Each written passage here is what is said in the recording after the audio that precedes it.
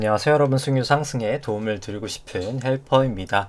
금일 진행은 이제 간단한 마감 시황 설명드리고요. 그 다음에 이제 프로그램 매매 살펴보고, 그 다음에 이제 코스피 200, 코스닥 일중 수급 차트 살펴보도록 하고요. 그 다음에 이제 9월 선물 만기 이후로부터 현선물 수급 추이, 그리고 21년부터 이제 현물 수급, 이제 코스피, 코스닥 같이 살펴보도록 하고, 그 다음에 이제 뭐 코스피, 뭐 코스닥, S&P, 나스닥 차트들 보기에 앞서서 일단 먼저 뭐 오늘 좀 어제 이슈 있었던 거 뭐 간단하게 리포트로 살펴보도록 하고요. 그 다음에 이제 밸류에이션 지표인 일드갭을 통해서 코스피, 코스닥, S&P 같이 한번 밸류에이션 보도록 하고, 그 다음에 이제 신용잔고, 코스피, 코스닥 신용잔고 추이 같이 한번 살펴보도록 하겠습니다. 그 다음에 이제 통화량 지표인 M2를 통해서 S&P, 나스닥, 코스피, 코스닥 같이 한번 살펴보도록 하고요. 그 다음에 이제 매크로 지표, 이제 오늘 9월 수출이 나왔는데 뭐 9월 수출 상당히 높게 잘 나왔습니다. 이제 그 부분 관련해서 이제 수출액 대비해서 시가총액 한번 밸류에이션 살펴보도록 하고요.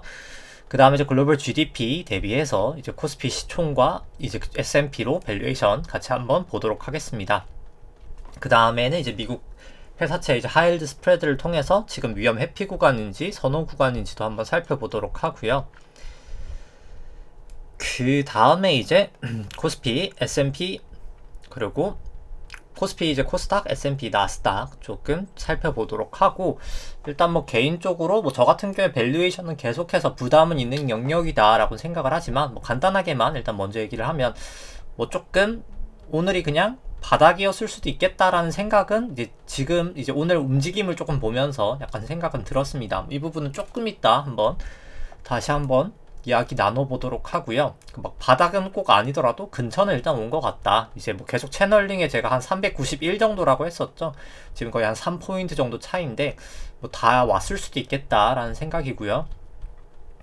그 다음에 이제 코스피 안에 있는 내재 변동성, 이제 V 코스피 살펴보고, 그 다음에 이제 필라델피아 반도체 지수, 뭐 니케이, 뭐 유로스톡스, 항생, 그리고 이제 뭐 항생하고 상해종합 같은 경우에는 이제 오늘 이제 휴일이었죠. 이제 상해종합은 7일까지 휴일이고요. 항생은 아마 오늘만 휴일인 걸로 알고 있고요. 그 다음에 이제 뭐 달러 인덱스, 뭐 달러 원, 뭐 WTI, 금, 그리고 이제 국고채 10년, 미국채 10년 금리 추이 같이 살펴보도록 하고요.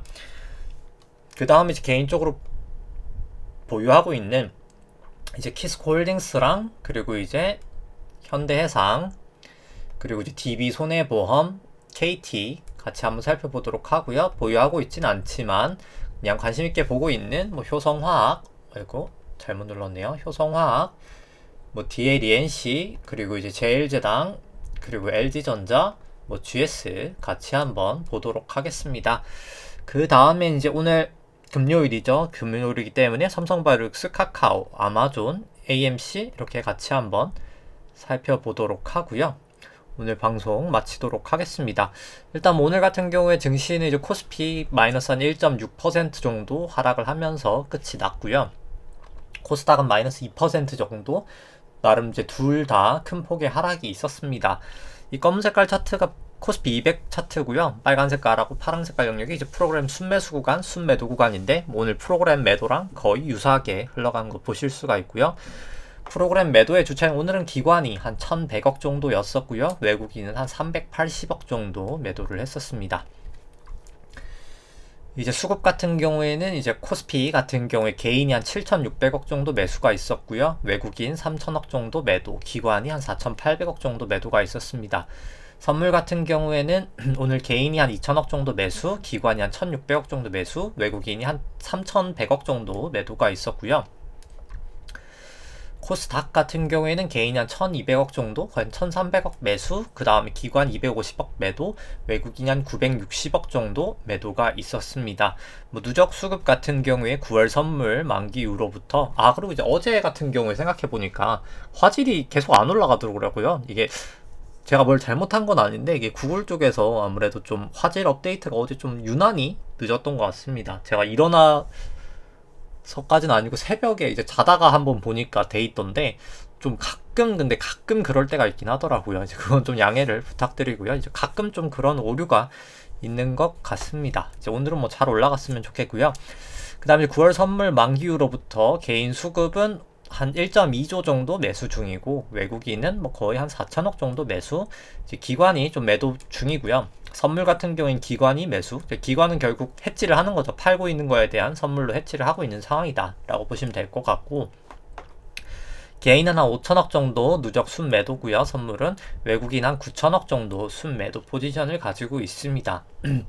다만 이제 개인 같은 경우에 누적적으로 72조니까 정말 어마어마한 양을 지금 연초 이후로부터 사고 있는 거죠. 상당히 뭐 저는 수급 자체는 좋지 않기 때문에 결국 뭐 조금 이따 얘기했지만 단기적인 반등은 지금 나타날 정도 자리다라고 보여지는데, 결국 그 반등 이후에는 조금 더 큰 하락이 남아있지 않을까라는 생각입니다. 일단 수급만 보더라도 뭐 코스닥 같은 경우는 이제 개인이 거의 잠시만요, 한 1조 2천억 정도 매수 중이고요. 외국인은 거의 또이또이고, 기관이 매도 중이고, 여기도 기관이 선물은 좀 매수를 하고 있습니다. 해지를 하고 있다라고 보시면 될 것 같고요. 여기도 이제 개인이 코스닥도 연초 이후로 13조 매수하고 있어서 여기도 수급이 안 좋은 건 뭐 마찬가지다 라고 볼 수 있을 것 같고요. 그 다음에 이제 어제 뭐 상원에서 미국 쪽 이제 셧다운을 막기 위해서 이제 임시로 마련된 법안이 임시 예산안을 좀 가결을 했고요. 일단 뭐 하원도 좀 통과가 신속하게 될 것을 일단 좀 기대를 하고 있는 상황입니다. 뭐 옐런 이제 재무장관 같은 경우 이제 부채 상한의 경제적 영향을 언급하면서 폐지를 지지했는데, 뭐 사실 이거는 연방준비은행이 어떤 구조로 사실 된다라는 걸 알면은 사실 말도 안 되는 이야기긴 합니다. 제가 이 통화정책 흐름, 이제 통화정책하고 이제 뭐 인플레이션 관련된 영상을 올린 게 있는데, 이게 미 재무부 부채가 늘어나는 게 국채가 미 재무부 부채인 거죠. 이제 이 부채가 늘어날수록 이제 연준 같은 경우 이제 미 재무부 부채가 이렇게 늘어날수록 연준 같은 경우에는 자산이 늘어나는 구조거든요. 그러니까 결국 이 연방준비은행은 사기업입니다. 이제 뭐 오늘 뭐 금요일이니까 얘기를 하면은, 연방준비은행이 사기업인데 어떤 구조로 들고 있는지 설명을 드리면은, 이제 연방준비은행이 이제 페드라고 하죠. 페드. 연방준비은행. 우리나라로 치면 이제 한국은행인데, 한국은행이 이제 개인 거다라고 생각하시면 이제 얼마나 말도 안 되는 상황이다라는 걸 좀 이해를 하실 수가 있는데, 여기를 이제 뭐 JP모건, 뭐 시티은행, 뭐 등등등등 정말 여러 가지 금융기관들이 이렇게 나눠서 들고 있습니다. 그래서 이렇게 뭐 나눠서 분배해서 들고 있으니까 뭐 큰 문제는 없는 거 아니야? 라고 생각하실 수 있지만, 미국엔 또 재단이라는 제도가 있죠. 이 재단들이 이렇게 막 있는데, 뭐 카네기 재단, 뭐 록펠러 재단, 뭐 등등등등 여러 재단들이 있는데, 그 재단들이 특정 펀드들을 이용해서 이 JP모건이나 시티 이런 회사들에 투자를 하고요. 이 회사들이 다시 이걸 들고 있는 상황입니다.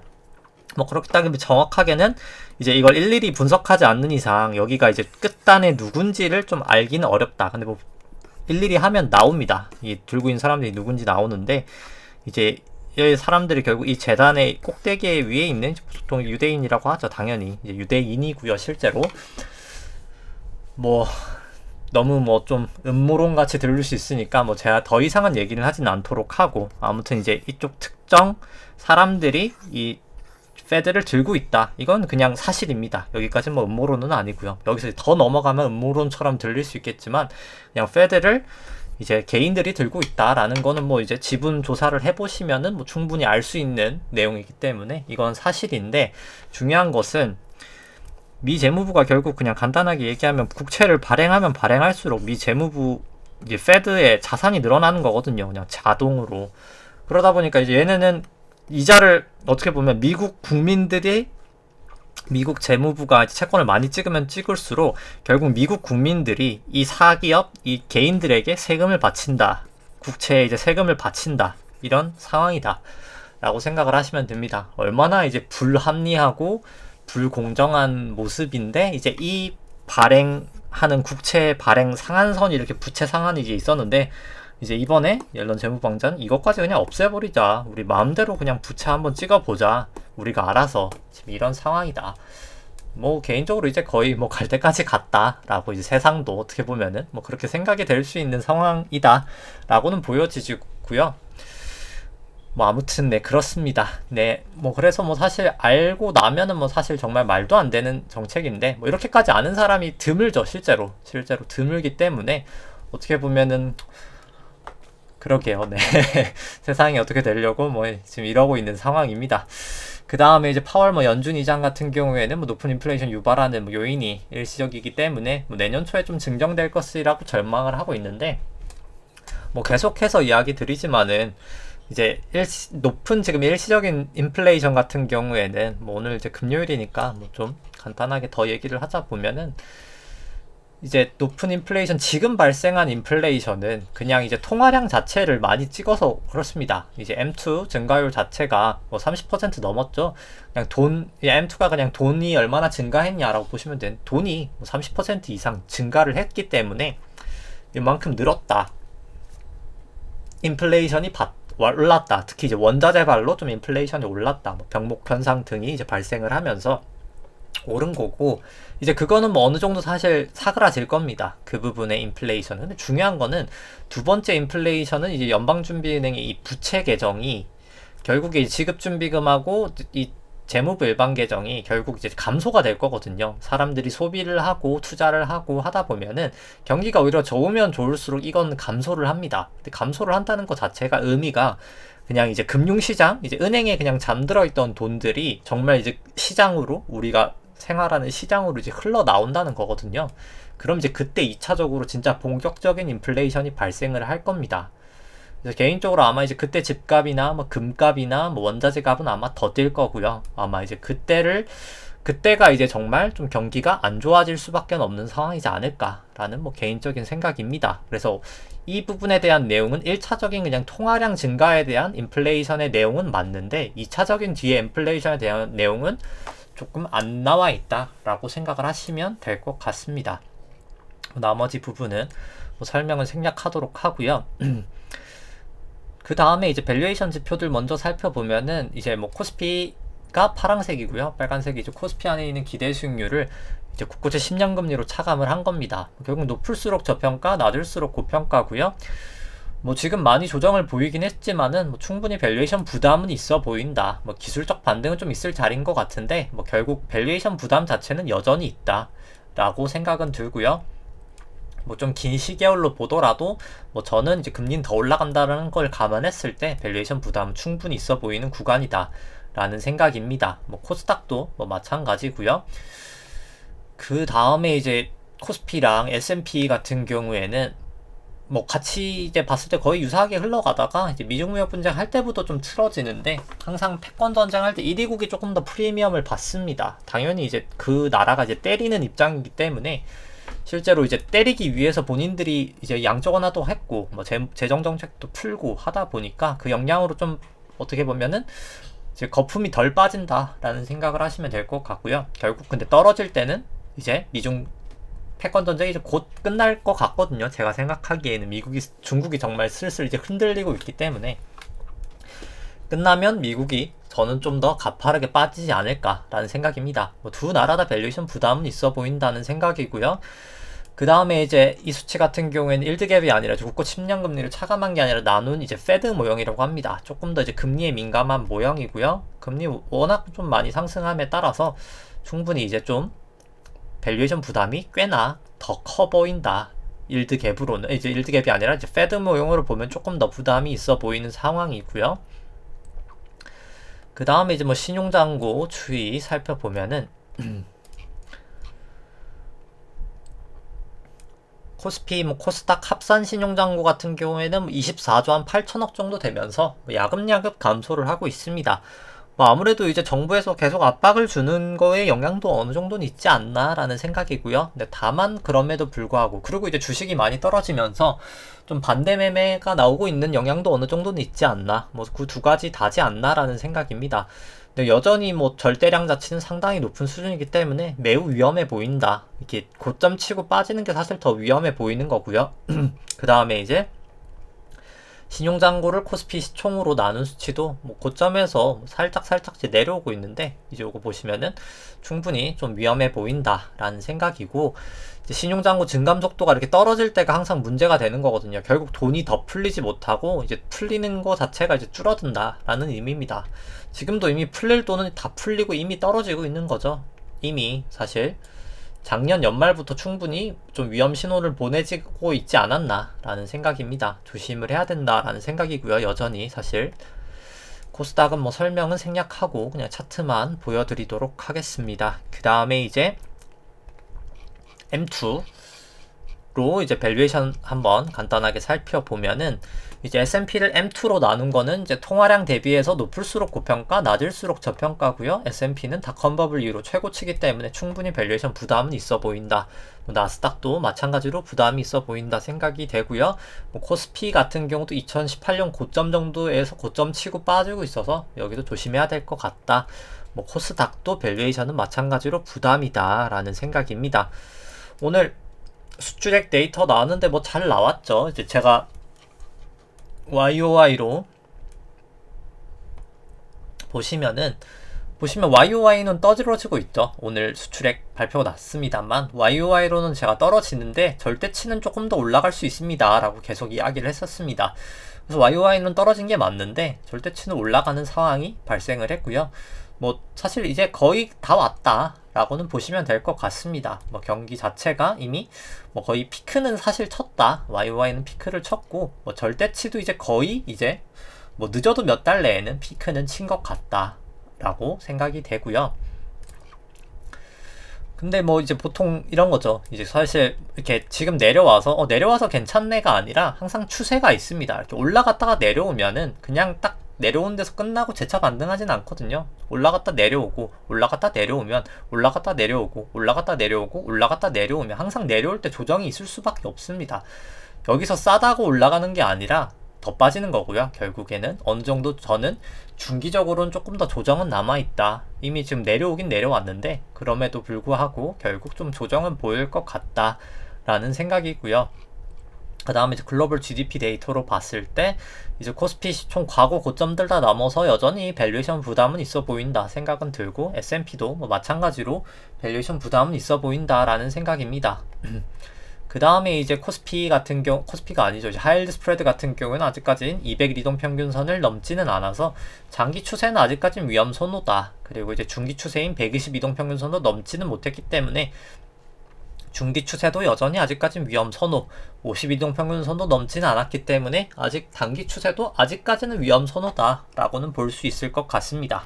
따라서 이제 그 다음에 이제 차트를 보면은 뭐 코스피 200으로 한번 살펴보면은, 일단 뭐 코로나 저점부터가 이제 새로운 파동이었다라고 생각을 하고요. 여기까지가 1파, 여기가 2파, 여기가 이제 3파, 여기가 4파, 여기가 이제 5파 고점을 치고 나서 그 다음 여기까지가 이제 A파 조정을 받고 어떻게 보면 쐐기 모양으로 이렇게 빠졌었죠. 그 다음에 여기까지가 이제 B파 고점을 치고, 그 다음에 여기가 1, 2, 3, 4, 5로 아마 오늘 끝났을 수도 있다라는 생각도 듭니다. 아닐 수도 있는데 일단 뭐 좀 그럴 가능성도 있다라는 생각이고요. 그 다음에 이제 5파랑 B파 고점을 그어서 여기 이제 A파 저점에다가 올려놓으면은, 이렇게 올려놓으면은 제가 이제 뭐 거의 한 여기까지는 좀 빠지지 않을까라고, 아니면 좀 넘게, 살짝 넘게 빠지지 않을까 했는데 오늘 뭐 거의 근처까지는 왔었죠. 그래서 일단 뭐 저는 오늘 뭐 사실 제가 해지를 110% 정도 하다가 제가 여기서 사실 풋을 좀 일부 담아서 한 170% 정도 해지를 했었거든요. 뭐 그렇다가 이제 많이 이제 빠졌으니까 사실 상당한 수익을 거두고 나서 뭐 오늘 풋은 다 매도를 하고 지금 그냥 해지 비율도 한 50%까지 그냥 오늘 다 꺾어 버렸습니다. 오늘 그냥 장 마감 때는 제가 100%로 끝냈다가 그냥 뭔가 조금 있다 이제 S&P 뭐 유로스톡스 차트 보여드리겠지만 잘못하면 여기가 그냥 C의 끝일 수도 있겠다라는 생각에 그냥 해지 비율 50%까지는 일단 낮춰놨고요. 뭐 설사 빠진다고 하더라도 뭐 저는 뭐 여기를 살짝 하회했다가 반등하리라 보기 때문에 일단 해지 비율은 그냥 50으로 지금 그냥 맞춰져 있습니다. 일단 뭐 분봉으로 한번 내려갔던 이제 C8를 한번 살펴보면 일단 사실 뭐 우리나라가 좀 깔끔하진 않고요. 사실 파동이 요즘 계속 그냥 우리나라 깔끔하진 않은데 그냥 제가 생각하기에 여기가 1파, 여기가 이제 플랫으로 2파, 그 다음에 여기가 3파, 3파는 좀 오히려 깔끔했었죠. 1, 2, 3, 4, 5로 3파, 그 다음 여기가 이제 지그재그로 4파, 여기에서 플랫, 지그재그 딱 교대 파동은 잘 나왔었고요.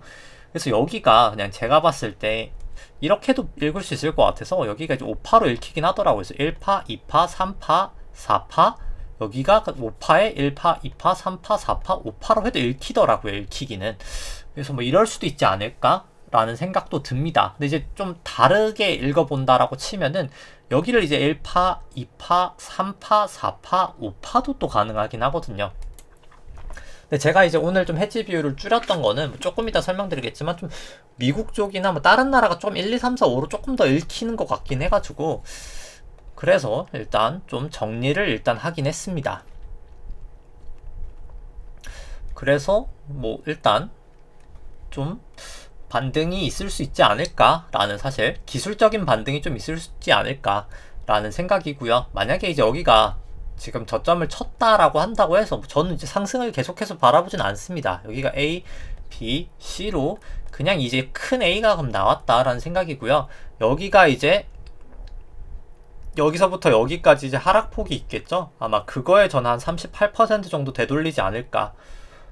아직 뭐 계산치를 준비해오진 않은데 이건 한 월요일에 한번 살펴보시죠. 만약에 반등이 있다고 한다면.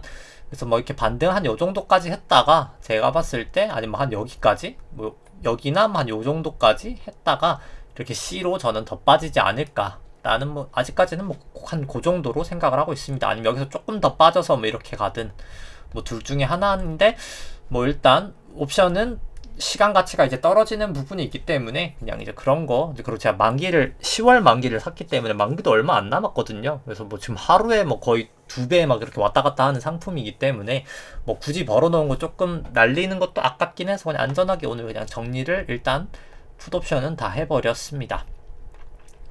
뭐 코스닥 같은 경우에는 일단 코스닥 150 같은 경우에는 일단 뭐 전환선 기준선 뭐 다 그리고 뭐 괴선들은 안 봤네요. 뭐 괴선들은 뭐 사실 다 역전이 돼 있어서 뭐 괴선상으로는 뭐 추세는 여전히 뭐 안 좋은 상황이다 라고는 생각을 합니다. 근데 이제 결국 그냥 기술적 반등 나오고 나서 빠진다 라고 생각을 하고요. 코스닥 같은 경우도 마찬가지입니다. 뭐 코스닥도 뭐 사실 깨질 건 다 깨졌죠. 다 깨진 상황이어서 상당히 좋지 않다라고 보여지고요. 코스닥 150 같은 경우에도. 근데 뭐 여기도 그냥 제가 봤을 때 그냥 여기까지가 한 1, 그 다음에 이제 2, 여기가 1, 2, 3, 4, 5로 3, 4, 1, 2, 3, 4, 5로 이렇게 그냥 딱 5파가 지금 나온 것 같거든요. 제가 봤을 때. 그래서 반등, 이제 기술적 반등, 여기도 좀 나오고 나서, 근데 여긴 좀 이렇게 B파겠죠? B파가 나오고 나서, 그 다음에 이렇게 빠지지 않을까. 아니면 이제 2파일 수도 있고요. 여기는. 이제 여긴 2파겠네요. 왜냐면 이제, 코스닥 같은 경우 여기가 A, B 반등이었기 때문에 이 반등이 지금 이제 C는 무조건 5파거든요. 여기가 그럼 1, 2, 3, 4, 5로 이렇게 떨어지는 파동이 나오지 않을까. 그래서 뭐 이렇게 보면 볼수록 오늘이 조금 단기적인 바닥이었을 확률이 기술적으로 이제 A파의 바닥, 진짜 바닥은 아니고 A파의 바닥이었을 확률이 좀 있었지 않을까라는 생각입니다. 그 다음에 이제 뭐 S&P 같은 경우에는 그리고 이제 뭐 저 같은 경우에 이제 뭐 풋옵션이랑 선물로 이제 꽤 많이 벌었기 때문에 뭐 해지 비율이 거의 200%였으니까 뭐 제가 가지고 있는 주식 포지션에서 이제 수익이 나는 것만큼 난 거죠. 사실 해지가 거의 한 많이 올라가서 이제 그 부분 그냥 오늘 다 일정 부분 수익 번 거 그냥 다 주식으로 보내서 오늘은 그냥 주식을 매입을 했고요. 왜냐면 저 같은 경우 이제 해지 비율을 계속 맞추다 보니까 이제 뭐 오해를 하시면 안 되겠지만 제가 아마 바닥에선 저점 매수는 막 하지 마십시오라고 하는데 저는 매수를 하는 게 저 같은 경우는 해지를 계속 하거든요. 왜냐면 제가 지금 50% 해지하는 것도 50% 정도는 이미 해지를 했기 때문에 제 포지션 자체 노출이 그렇게 크지는 않습니다.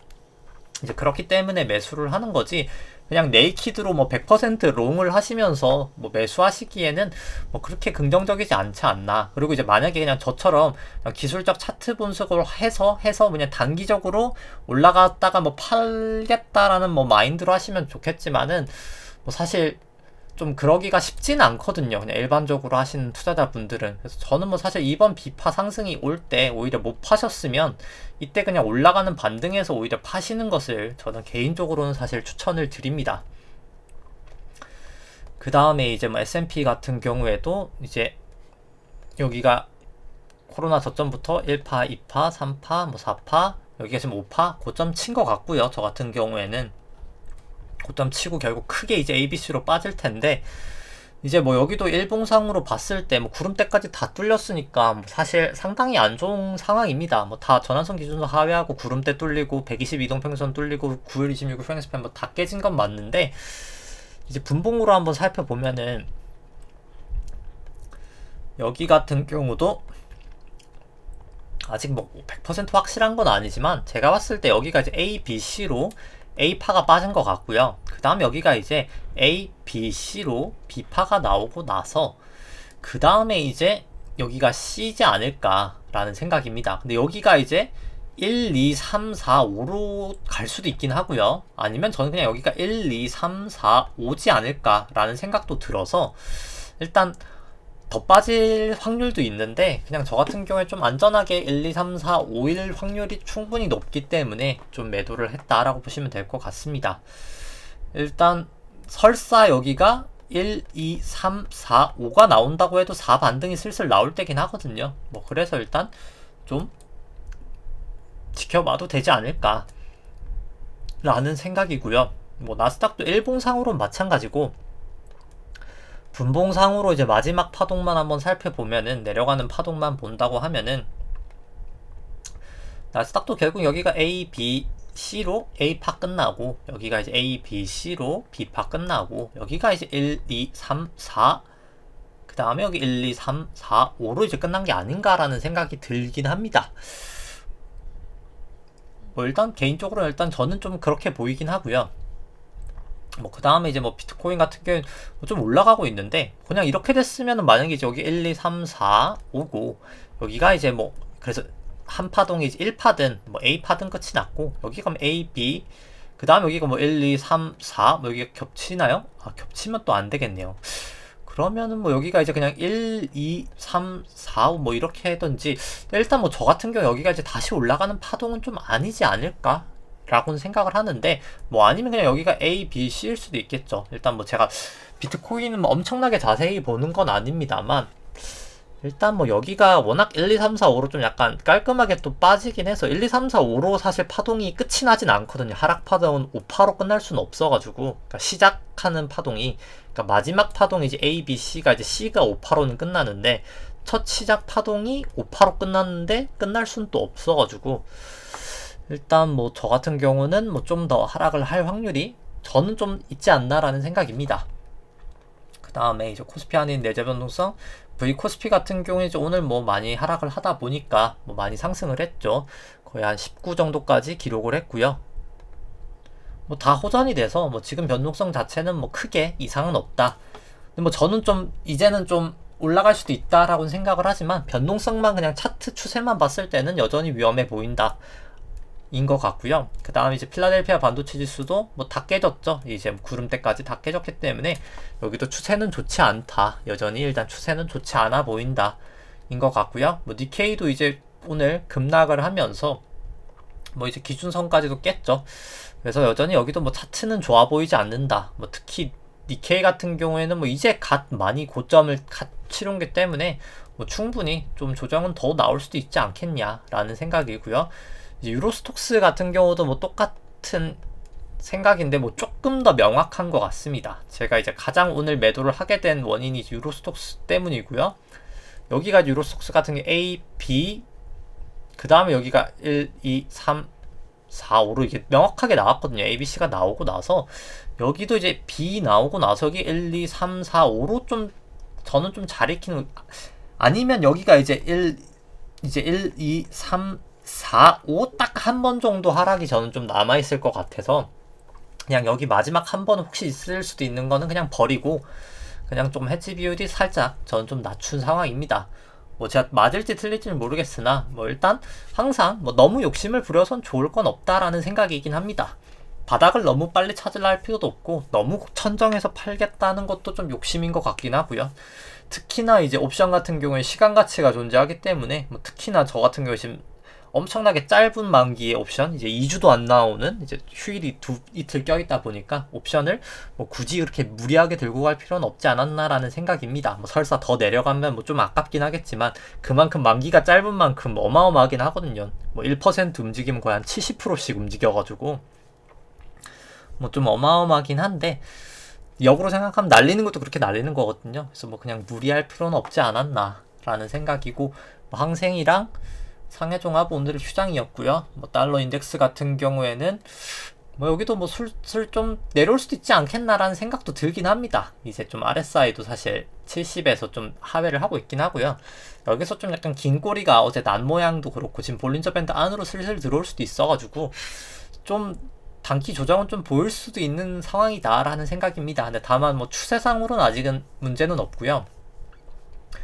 뭐 달러 원도 추세상으로는 아직 전혀 문제는 없다라는 생각이고, 뭐 WTI도 아직까지는 추세상은 전혀 문제가 없다.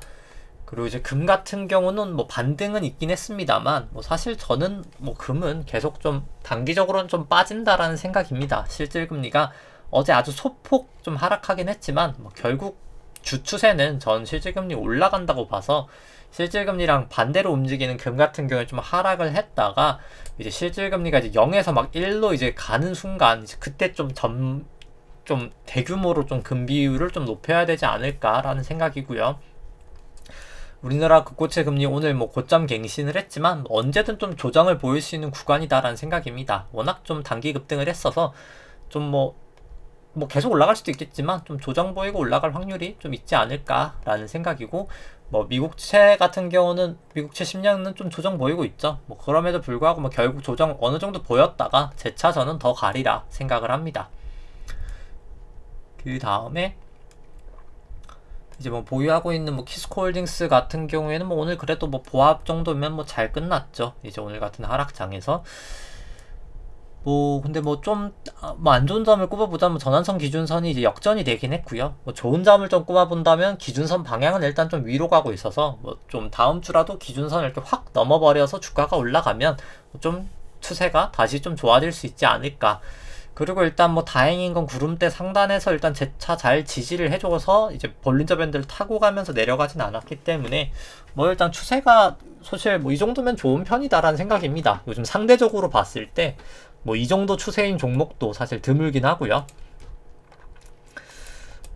현재 주가 같은 경우에는 21,600원 정도 되고 뭐 나머지 실적 전망치 이 정도다라고 감안을 했을 때 뭐 저는 한 68,000원까지는 갈 수 있는 내재 가치는 보유한 종목이다 라고 생각을 하고요. 그 다음에 그리고 뭐 여기 같은 경우에는 뭐 사실 대주주가 자사주 소각하고 무상증자만 한다면 뭐 정말 빠르게 저는 한 68,000원 이상 갈 수 있지 않을까. 결국 그게 가장 중요하다라고 생각을 합니다. 이제 키스코홀딩스는. 그 다음에 이제 뭐 현대해상이랑 DB손해보험 오늘 뭐 상당히 많이 올랐습니다. 이제 금리가 계속 올라가기 때문에 뭐 올라갈 수밖에 없다. 결국 중기적으로는 그렇게 생각이 들고요. 현대해상 오늘 뭐 4% 급등을 하면서 한 방에 이제 구름대 넘어서고 전환선 기준선 넘어서고 9일 26일 프랑스판 뭐 다 호전됐기 때문에 뭐 추세는 여전히 좋다. 뭐 그래서 뭐 여전히 좋다라고 생각을 합니다. 이제 좀 안 좋은 추세여서 확실히 그냥 추세가 딱 좋아졌다라고 하는 게 더 정확하겠죠. 그리고 저 계속 뭐 얘기를 하지만 이제 구주봉은 정말 초장기죠. 정말 초장기인데 뭐 실제로 이제 구주봉을 제가 보는 게 뭐 약간 뭐 제가 이거는 뭐 좀 쓰고 있는 것도 있고 사실 구주봉이라는 것 자체는 또 일목산인분이 이제 일목균형표를 만드신 이제 일본 분이신데요. 이제 일목산인 분이 이제 많이 좀 간단하게 보면서 상당히 좋은 기법이다라고 해서 많이 쓰셨던 거에서 제가 좀 약간 이거는 어느 정도 좀 개량화시킨 건 있긴 합니다. 뭐 파라볼릭 이런 걸 보진 않으셨고요. MAC나. 근데 뭐 어떻게 보면 전 뭐 제 방식대로 그냥 좀 약간 좀 뭐라고 해야 될까요? 좀 개량을 시켰다. 그냥 제 기준성 뭐 좀 그런 의미로 생각하시면 될 것 같은데 뭐 저 같은 경우에서 구주봉으로 파라블릭 매수가 딱 나오면 보통 매수를 하는 게 가장 최상의 상황이다라는 생각을 합니다. MACD까지 같이 나오면 뭐 가장 최상이고요. 근데 여기서 딱 가장 최상인 상황이 나왔죠. MACD 매수 시그널 나오면서 기나긴 하락을 끝내고 MACD 매수, 파라블릭 매수 나오면서 전환선 딱 넘어가고 구름대 안으로 딱 들어가는 뭐 가장 좋은 상황이다. 사실 중기적으로는 추세가 뭐 그렇게 나왔다라고 보여지고요. 결국 저는 좀 이 구름대 넘는 수준까지 쭉쭉 가지 않을까. 결국 좀 중기적으로는 뭐 그렇게 생각은 듭니다. 뭐 DB 손해보험도 마찬가지인데 DB 손해보험이 조금 단기 차트가 더 좋았었고요. 뭐 오늘 상승을 하면서 전환선 기준선 다 상회하면서 뭐 둘 다 차트가 좋아졌다라는 생각입니다.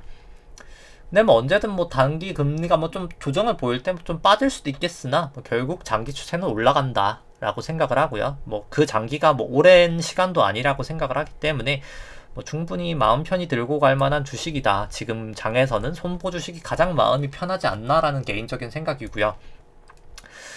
그 다음에 이제 현대해상 같은 경우 기대 수익률이 결국 높을수록 연두 색깔이 높을수록 싸고 낮을수록 비싼 건데 뭐 상당히 싸다 생각이 들고요. DB 손해보험 현대해상보단 비싸지만 사실 개별만 봤을 땐 상당히 싸다라는 생각입니다. 둘 다 사실 저평가되어 있다라고 생각이 되고요. 그 다음에 이제 KT 같은 경우에는 KT는 이제 뭐 120 이동평균선에서 뭐 좀 지지하다가 오늘 뭐 소폭 하락은 했지만 뭐 이게 추세가 아주 꺾였다라고 말하기도 좀 애매한 것 같고요. 뭐 조금 이제 위험 요인을 생각해 본다면 26일 프랭스팬이 역전이 돼서 뭐 여기가 확실히 깨지면 추세가 이제 좀 좋지 않은 게 아니야? 안 좋은 거 아니야? 라고 말할 정도는 된 것 같습니다. 그래서 뭐 추가 매수는 안 했고 추가 매수는 저는 그냥 현대해상이랑 지금 일단 뭐 금리 관련된 이슈가 가장 크기 때문에 DB 손해보험 둘이 그냥 반반 절반씩 매수를 했었습니다. 일단 요건 조금 더 지켜봐야 될 것 같고요. KT 같은 경우는 근데 KT 같은 경우 현재 주가 한 32,000원 정도 되고 나머지 실적 전망치 이 정도다 라고 감안을 했을 때 뭐 그래도 한 10만원까지는 갈 수 있는 내재 가치는 보유하고 있다 라는 생각이고요. 그 다음에 이제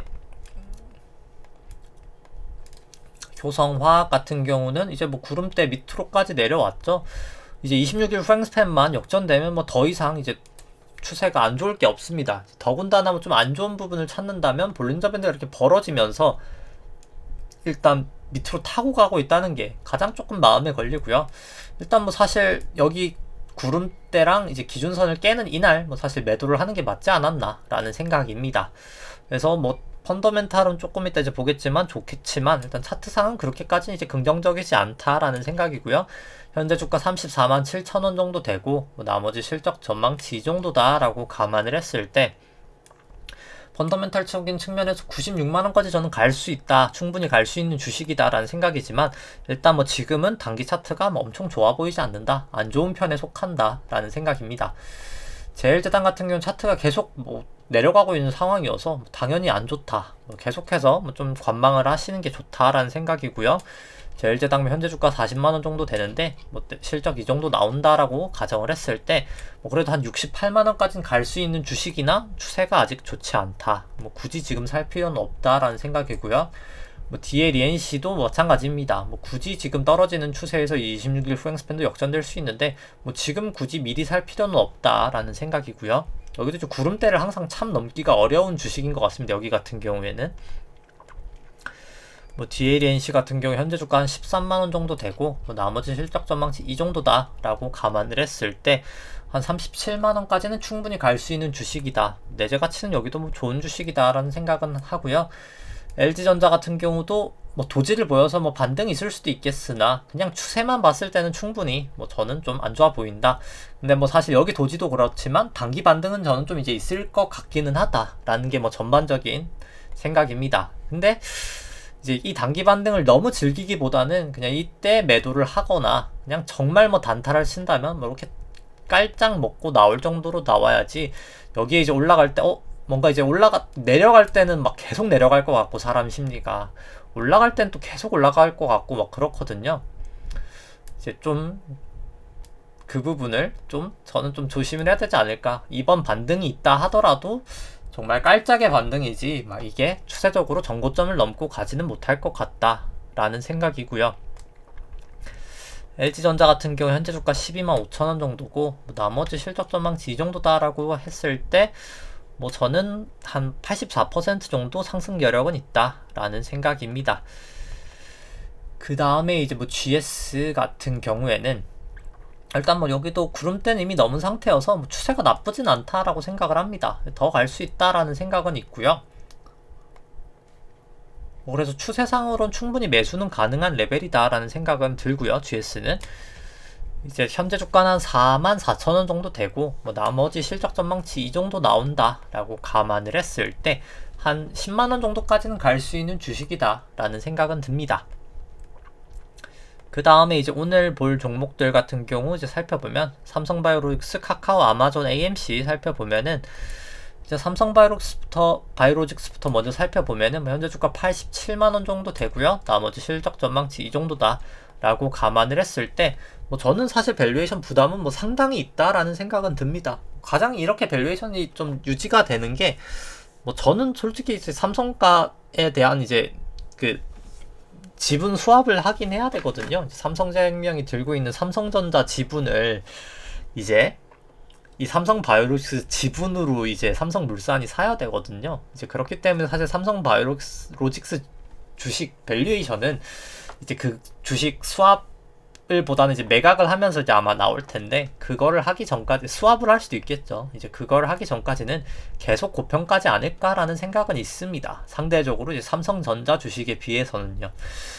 그래서 충분히 이제 삼성전자가 조금 더 빠지면은 저는 충분히 이제 수합 얘기가 나와서 이제 경영권 승계 얘기가 좀 나올 수 있지 않을까. 승계 얘기라기보다는 경영권 이제 공고하게 하는 거죠. 삼성물산이 이제 이재용 분이 들고 계시기 때문에 이제 좀 그렇게 갈 것 같고 뭐 그 부분 때문에 사실 삼성바이오로직스 주식 좀 밸류에이션 항상 고평가지 않나라는 개인적인 생각입니다.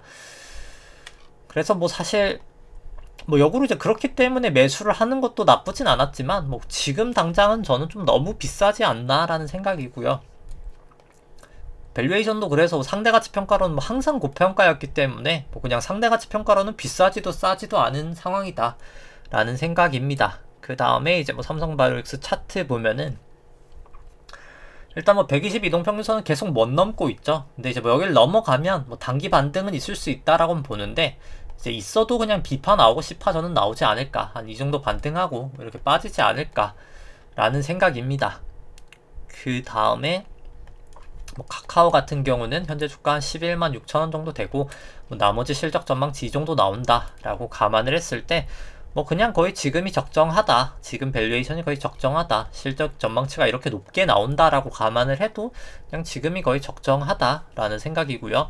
상대가치 평가는 주가가 워낙 많이 급등을 했기 때문에 지금 뭐 좀 조정은 보이긴 했습니다만 뭐 그럼에도 엄청나게 올랐죠. 2만원에서 뭐 거의 17만원까지 갔었으니까요. 지금도 12만원 수준이니까 6배를 뭐 거의 2년 만에 올라간 거기 때문에 과거 주가에 비해서는 충분히 고평가가 되어 있다. 근데 이제 뭐 절대적인 평가로 뭐 전망치 정도 실적 나온다라고 했을 때는 그냥 지금 주가가 적정하다. 뭐 요 정도 생각이고요. 그 다음에 이제 뭐 카카오 같은 경우에는 200일 이동평균선에서 좀 반등이라기보단 지지를 보이고 있는데 뭐 여기도 이제 곧 뭐냐 비파 반등 나오고 나서 결국 C로 전 더 빠지지 않을까라는 생각이고요. 그 다음에 이제 아마존이랑 AMC 살펴보면은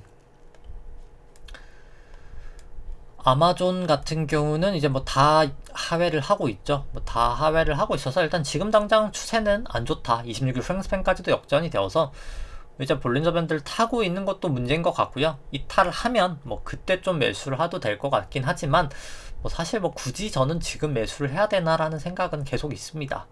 뭐 정말 빠르게 기계적으로 난 잘할 수 있어 뭐 이러면 모르겠지만 사실 그게 정말 쉽진 않거든요. 제가 생각하기에 뭐 저야 뭐 그냥 해지를 하고 있지만 해지를 안 하고 뭐 그렇게 하시기에는 좀 어렵지 않은 상황이지 않나라는 생각은 듭니다. 뭐 AMC 같은 경우에 이제 전환선 기준선 역전이 됐고요. 주가도 이제 구름대 하회하고 있어서 26일도 역전이 되어 있고 뭐 추세 자체는 상당히 좋지 않다. 이제 뭐 굳이 그리고 밸류에이션 없는 주식은 저는 굳이 이런 장에서 들고 있어야 할 필요가 있나라는 생각입니다. 뭐 설사 올라가더라도 그건 그냥 내 돈이 아니다. 예를 들어서 그런 거죠. 아 그냥 저 로또 번호를 내가 했었으면 당첨됐을 텐데는 사실 내 돈이 아닌 거잖아요. 이미 뭐 굳이 너무 이제 모든 걸 다 벌어야 된다는 욕심은 버리기보다 그냥 펀더멘탈 좋고 지금 이제 올라갈 수 있는 이 장에서 올라갈 수 있는 주식을 사실 펀더멘털도 좋고 차트도 괜찮은 주식들을 사는 게 저는 맞지 않나 라는 생각입니다.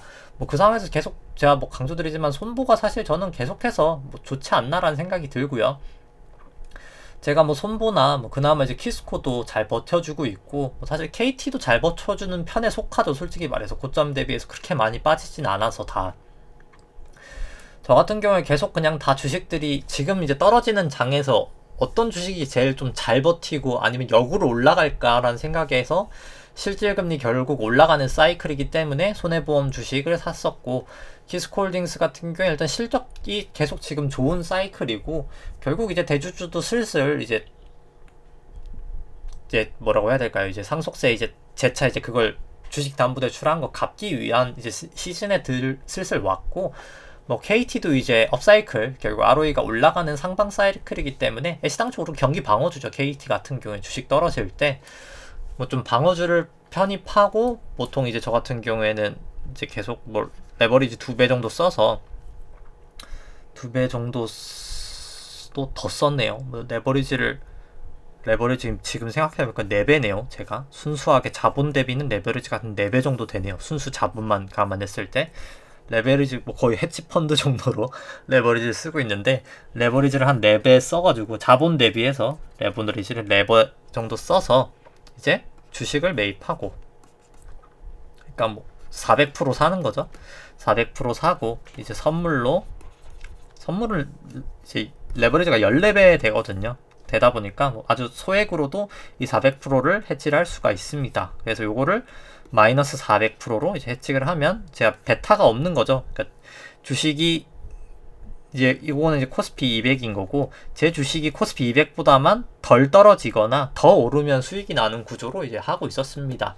실제로 뭐 제가 산 주식은 오히려 올랐고요. 제가 지금 증시가 이제 빠졌음에도 불구하고 거의 더 오른 상황이기 때문에 저는 오르고 코스피 200은 10% 넘게 빠졌죠. 이제 그런 상황이기 때문에 뭐 충분히 괜찮지 않았나 라는 생각입니다. 그래서 뭐 사실 이렇게 증시가 좋지 않을 때 뭐 저 같은 경우에 여기 한 439 정도 6.25 때 해지를 했던 거로 기억하는데 증시 반응이 좋지 않을 때 이렇게 해지하는 포트폴리오가 괜찮다라는 생각이고요. 뭐 그러다가 조금 뭐 반등할 수 있겠다. 기술적인 반등을 할 것 같다. 이럴 때 그냥 뭐 해지 비율 다시 50% 정도 지금 떨어뜨려 놨죠. 그러니까 떨어뜨려 이제 놨는데 뭐 이제 그런 식으로 좀 하면 되지 않을까. 이제 대응은 이제 뭐 그런 식으로 하시는 것도 뭐 괜찮은 방법이다. 근데 이제 사실 선물이나 이제 특히 이제 옵션은 처음 하시는 분들은 저는 좀 안 하시는 거를 추천을 드리고요. 옵션 같은 경우에 워낙 좀 딸 확률은 낮아서 처음으로 그냥 선물로 그냥 뭐 100% 해치하는 거 조금 처음부터는 무리인 것 같고 한 50%에서 뭐 많아야 한 80% 정도 이제 해치를 하면서 그 부분을 좀 해치 비율을 움직이는 것을 연습을 해 보시는 게 좋지 않을까. 근데 이제 결국 그러기 위해서 이제 추세나 엘리어트 파동 이론 같은 걸 다 좀 알아야지 사실 이걸 할 수 있긴 하거든요. 그게 다 되고 나서 비율은 움직이시고 그게 아니라면 그냥 딱 정해놓고 뭐 해지 비율 50%, 뭐 60%딱 정해놓고 그걸 계속해서 뭐 그냥 뭐 한 2주에 한 번씩은 이 비율을 꼭 맞추자. 이렇게 해서 리밸런싱만 하는 방식을 좀 써도 괜찮지 않을까 생각을 합니다. 뭐 그래서 일단 중요한 것은 뭐 결국 뭐 머지않아 반등이 한번 나올 것 같긴 한데 이때 막 너무 현혹되실 필요는 저는 없다라는 생각이고요. 이때 좀 매도 기회로 삼으시거나 뭐 좀 공격적으로 해보고 싶다라고 하시면 단기적으로 뭐 좀 올라가는 걸 먹을 수는 있겠으나 결국 빠르게 좀 이때 나와야 되실 것 같다. 떨어질 때 한 방에 이제 1, 2, 3, 4, 5로 좀 크게 빠질 수 있다 라고 생각을 하시면 좋을 것 같습니다. 뭐 결국 그냥 그려보면 뭐 대충 이제 여기가 넓지가 않아서 좀 그리기가 어려운데 요만큼에다가 여기서 여기만큼이니까 뭐 거의 뭐 한 이 정도까지도 빠질 수 있겠네요. 최대 제가 봤을 때 긴 시간으로는 제가 정확하게 지금 그린 건 아니지만 적어도 이제 C가 A 정도 하락폭까지는 떨어지긴 하거든요. 뭐 이 정도라고 치면은 뭐 못해도 한 330까지도 갈 수 있지 않을까. 이 정도까지는 좀 열어놔야 되지 않을까 최대. 그렇게 생각을 합니다. 좀 중기적으로는. 그리고 이제 이거랑도 맞는 게 여기가 지금 4파 구간이잖아요. 이 ABC가 결국 4파까지 되게 많이 내려오는 경우가 많거든요. 이 4파까지. 그래서 여기 4파 고점이 한 423 정도 되잖아요. 뭐 딱 여기까지는 아니더라도 한 요 근처까지 충분히 내려올 수 있는 가능성은 있다. 중기적으로는 좀 꽤 한 중장기적으로는 이 기간이 전 좀 조정 기간이 생각보다 길 거라고 생각을 합니다. A파 조정이 이미 거의 한 1년 갔었죠. 지금 9개월 정도 되고 있죠. B도 뭐 생각보다 좀 지루하게 갈 것 같고, 근데 이제 A보다는 짧을 것 같아요. A가 길면은 B가 보통 좀 짧은 경우가 있어서 좀 단기적으로 저는 뭐 여기 뭐 이런 식으로 왔다가 그 다음에 이렇게 빠지지 않을까 좀 생각을 하고 있습니다. 좀 그래도 좀 대응을 좀 잘 하셨으면 좋겠다라는 생각이고요. 뭐 사실 그래도 뭐 다행인 거는 뭐 제가 유튜브를 뭐 거의 작년 한 연말 정도 했었던 것 같은데, 뭐 그때부터 만약에 그냥 잘 이제 배우시고 잘 이제 그냥 저랑 이제 같이 함께 하셨으면은 뭐 생각보다 수익은 이 하락장에서도 꽤 잘 나지 않으셨을까라는 뭐 개인적인 생각입니다. 뭐 실제로 성과가 이제 왜냐면 제가 성과가 잘 났기 때문에 뭐 저랑 같이 하셨으면 다 잘 나셨겠죠 아마도. 그래서 뭐 꼭 근데 뭐 제가 앞으로도 계속 잘 난다 뭐 이런 건 저도 당연히 이제 그건 아닐 거라 생각을 하지만, 적어도 이제 기술적 분석을 하면 그런 건 있죠. 실패할 때 크게 실패는 안 하거든요. 그러니까 제가 이제 유일하게 크게 실패할 때는 이제 파생해서 너무 무리할 때 이제 5월 달에 딱 무리를 하다가 뭐 제가 꽤 크게 이제 손실을 봤었는데, 뭐 그렇게 이제 욕심을 제가 부리지 않는 이상 이제 그런 건 이제 저의 실수죠. 제가 뭐 그렇게 무리를 하지 않는 이상 뭐 사실 일반적인 현물 시장에서는 그냥 기술적인 대응만 잘하더라도 뭐 충분히 안전하게 좀 투자를 할 수 있지 않을까라는 생각입니다. 이제 한 주도 끝이 났는데, 그리고 이제 또 대체 휴일도 있고 이제 하다 보니까 또 주말 휴일 잘 보내시고, 그럼 또 다음 주에 또 인사드리도록 하겠습니다. 네, 좋아요와 구독 누르시면 감사하겠습니다. 이상입니다.